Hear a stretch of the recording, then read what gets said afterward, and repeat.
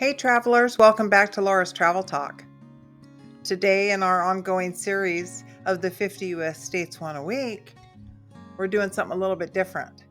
We're almost done with all the states. I can't believe it. I think we have 6 or 7 left. But today we're going to go take a look at Manhattan. That's right. New York has so much going on, and Manhattan all by itself is just fabulous. So I'm going to do Manhattan, and then next week we'll do New York, the rest of the state.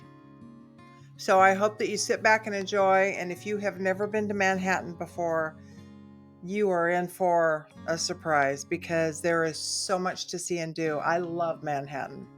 So don't forget to put some comments in the comment section at the end of the video. If you watch it all the way through, that would be fantastic.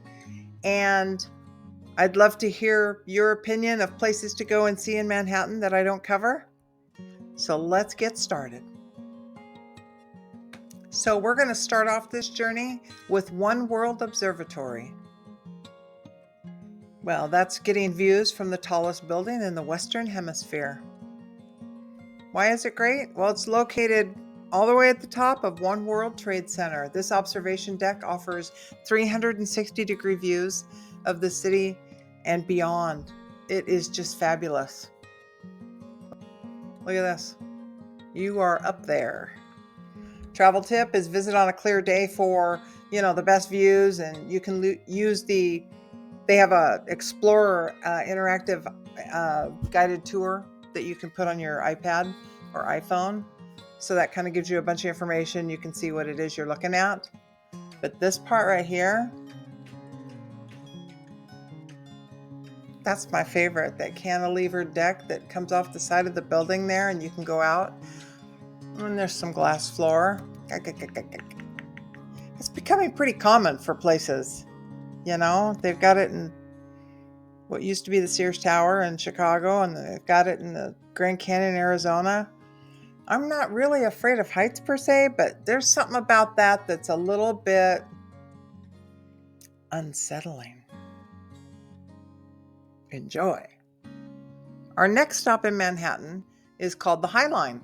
It's an urban oasis. Why is it great?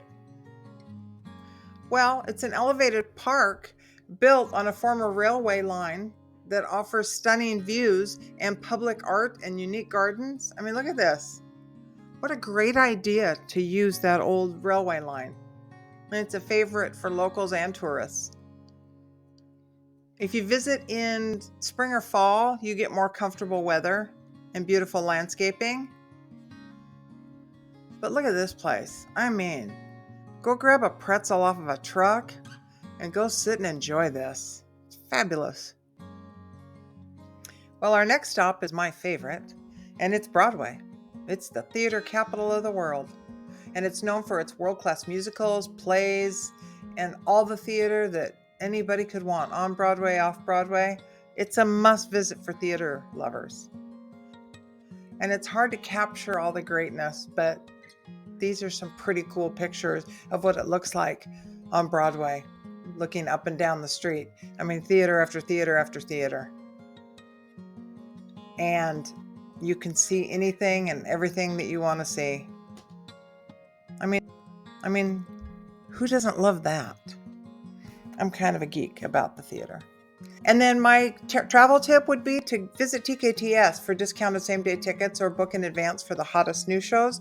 But I've used TKS quite a bit. And you go like this, like I said, same day, and you get fabulous prices on shows. So you can go see a lot of shows on one trip. So our next stop is Fifth Avenue. Fifth Avenue is high-end shopping and iconic sites. Why is it great? Well, it's one of the most famous shopping streets in the world, and it's lined with luxury boutiques, iconic stores, and even the historic St. Patrick's Cathedral is at Fifth Avenue. My tip would be to visit around Christmas time for incredible window displays and holiday lights. It's what they're known for. So you have the fabulous Saks Fifth Avenue, Louis Vuitton. Look at that. They made it look like the steamer trunks stacked out front. Cartier, Dior, Bergdorf Goodman, the iconic Macy's, and it's just fabulous. You got to go to Manhattan during the holidays. It is just a winter wonderland. So enjoy. Well, speaking of winter wonderland, you have to go to Rockefeller Center for the lighting of the annual Christmas tree. It is fabulous, and it's kind of breathtaking. But the famous Rockefeller Center is, all year round. The observation deck, where here at the bottom of the picture is where people are on the actual platform.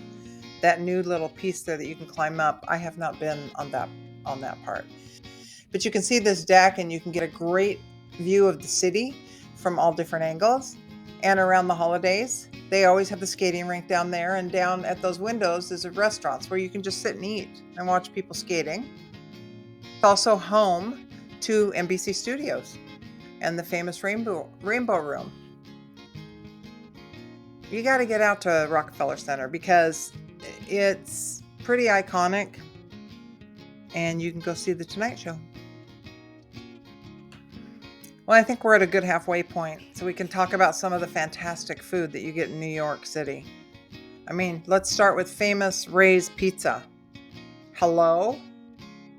It's thin, it's floppy, you can fold it in half and eat it on the go, and it's really close to what you get in Italy. I love New York pizza. And then you've got lox and bagels, which I love the lox and bagels with the pieces of dill and the capers on it for just a little touch of salt. Oh, God, that looks good. There's all kinds of bagel places all around. I usually stop at Essa Bagel. Good stuff. And then you've got the halal carts, fantastic food on the go. You got the little rice dish up there with the chicken, and then you've got kebabs. You got to get yourself a kebab while you're in New York. Why wouldn't you? And then you got the black and whites. You got to get the black and white cookies. They're so fantastic. They're a little bit spongy, half black, half white frosting, and they're just great little nosh. And then, of course, you have to get a hot dog off of a cart. It's the rules, because there's nothing better than a hot dog on a cart. You got to have brown mustard. You got to have exhaust coming off the cabs coming by, and you're eating come on. It's New York City, for crying out loud. It's what they do. Am I right, Phyllis? I mean, it's been a minute, but we need to get back to New York and get a hot dog. It's been I don't know. We love us some hot dogs in New York City. I'm just saying. And then besides hot dogs, you have to have the big pretzels. Look at that pretzel. That's as big as that girl's head. You can buy hot dogs and pretzels sometimes on the same cart. Fantastic. And then, of course, you got to get something to eat after the theater, because I just want a little nosh after the theater. I got to go get a piece of cheesecake. Junior's is really it's right there in the theater district, so it's kind of a tourist attraction, but I'm sorry, they've got good cheesecake. What can I do? It's delicious. And you know what? I just want the plain one down there on the bottom right. I don't need all that fruit. Am I right, Phyllis? We don't need we don't need the fruit. We just want some cheesecake, for crying out loud. Get yourself some. Well, our next stop is the Metropolitan Museum of Art, the Met. I mean, what's not to love? They've got different exhibitions, all kinds of art. I mean, look at this Van Gogh. I threw some Van Goghs down the front that I loved, irises and Starry Night and then self-portrait. Oh, there's just so much to see when you're there. And then, you don't want to miss out on the Temple of Dendur in the Egyptian wing. And if you go on a weekday morning, it's not quite as busy there. That would be my tip. Because there's a lot of people in New York City. And then right now they've got, all these dresses from the famous fashion of the Met Gala. And they have all kinds of things on display for you to see. This is the fashion crazy display in the middle. I love that, where everything's just hanging all over the place. And then I also found this little delightful photo with Blake Lively. Apparently she went for a few years in a row where her gown matched the carpet. Go get it, Blake. Well, our next stop is the Statue of Liberty and Ellis Island, the symbol of freedom. It is a must-see for first-time visitors. Ellis Island tells the story of millions of immigrants who came to America for a better life. And you take this ferry over, you get to the island, and then there's a museum there at Ellis Island as well. That's the checkpoint where everybody came through to come to America. My tips would be book your tickets in advance and consider going up to the Crown if it's open when you decide to book your travel. But if you're claustrophobic or can't climb 180 stairs in a spiral tight wind, don't go, because it's pretty snug in there. But the Statue of Liberty is just fantastic. When you see it out there on a sunny day and it's out on the water and it's just the water's glistening around it, fantastic. So our next iconic spot to look at in Manhattan is none other than the Empire State Building, of course. It's an icon in the New York skyline. It's one of the most iconic skyscrapers in the world, offering breathtaking views of the city, and it's from its 86th or 102nd floor observation decks. My travel tip would be if you visit at sunset, that's the kind of stunning view you're going to get. All the city lights come on. Oh my gosh. Or if you go later at night, closer to closing, you can avoid a lot of the crowds. But look at this. I tried to get a couple different angles for you. It's just fantastic. I've been up to the top of the Empire State Building, and there is nothing like it. Enjoy. So next we're going to take a look at Central Park. If you've never been to New York and seen Central Park, if you really examine that picture there, you can see just how big it is. Look at that, is block after block after block going all the way to the top of that picture. It's huge, but it's their big green space, and it's an oasis in a concrete jungle. And it's one of the largest urban parks in the world. Central Park offers everything from peaceful gardens to lively concert venues. It's just a gorgeous place to go out and hang out for the day. You can visit Strawberry Fields, or there's this big inlay with Imagine on it for John Lennon.